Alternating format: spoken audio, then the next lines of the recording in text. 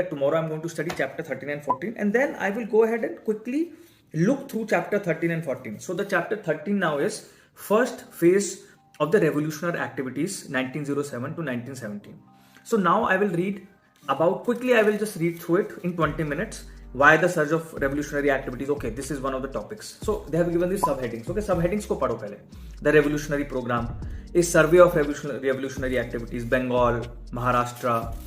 What does that mean? That means they're giving you a overall understanding what kind of revolutionary activities were taking place in different states of India at that time. And you can also go to the back of the chapter where the summary is given. Okay. So I go to the back of the chapter, here the summary is given. So instead of going through the topics, you can just go through the summary also to save time. ये जल्दी से आप पढ़ लोगे तो आपको main what are the most important parts of this particular chapter you will also be able to understand, and आपके मन में एक overall understanding, एक connections बन जाएंगे कि okay मैंने आज